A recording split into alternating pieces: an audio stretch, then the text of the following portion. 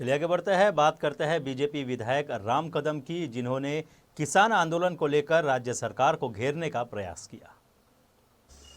महाराष्ट्र में शिवसेना समेत कांग्रेस और राष्ट्रवादी इन तीनों दलों की किसानों ने पूरी तरह से फजीयत करी और उसी फजीयत को छुपाने का और लोगों का ध्यान भटकाने का प्रयास आज के सामना अखबार में दिखता है। महाराष्ट्र के किसानों ने इन तीनों दलों को पूरी तरह से नकार दिया।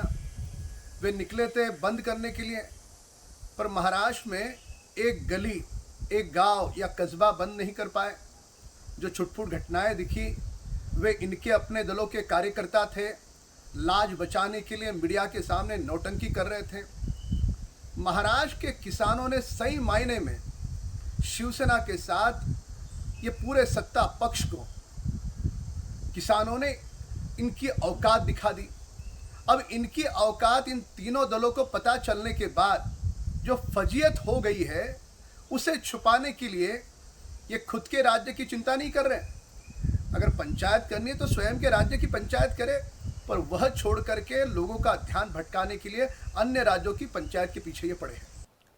चलिए आगे बढ़ते हैं, बात करते हैं महाराष्ट्र के जलगांव जिले की, जहां पर एक बस कंडक्टर ने सैलरी न मिलने की वजह से आत्महत्या कर ली है और उन्होंने एक सुसाइड नोट भी जारी किया है, जिसमें उसने ठाकरे सरकार को इसका जिम्मेदार बताया है। बस कंडक्टर की मौत के बाद अब इस मामले ने जोर पकड़ लिया है और सोशल मीडिया पर लोग सरकार पर सवाल खड़ा कर रहे हैं।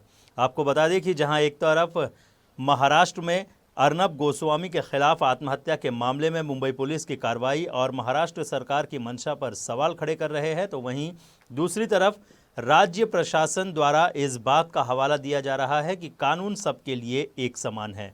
लेकिन अब बस कंडक्टर के आत्महत्या का मामला सामने आने के बाद सोशल मीडिया पर लोग सवाल पूछने लगे हैं कि ठाकरे सरकार इस कंडक्टर को इंसाफ दिलाने के लिए क्या करेगी। क्या परिवहन मंत्री को जेल में डाल दिया जाएगा?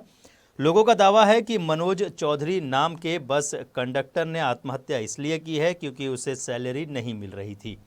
आपको बता दें कि यह पूरा मामला जलगांव जिले के कुसुम्बा गांव का है, जहां मनोज चौधरी नाम के एसटी बस कंडक्टर ने वेतन न मिलने के कारण अपने आवास पर फांसी लगाकर आत्महत्या कर ली। उसने अपने सुसाइड नोट में एसटी निगम और ठाकरे सरकार को आत्महत्या के लिए जिम्मेदार ठहराया है। आत्महत्या से पहले उसने सुसाइड नोट में लिखा है कि सैलरी न होने की वजह से उसने ये कदम उठाया है और इसके लिए एसटी नगर निगम और ठाकरे सरकार के कामकाज के तरीके को जिम्मेदार ठहराया है। उन्होंने लिखा है कि इन सब में उनके परिवार का कोई लेना देना नहीं है और संगठन से अपील है कि उनके परिवार को पीएफ और एलआईसी की रकम प्राप्त करवाने में मदद की जाए।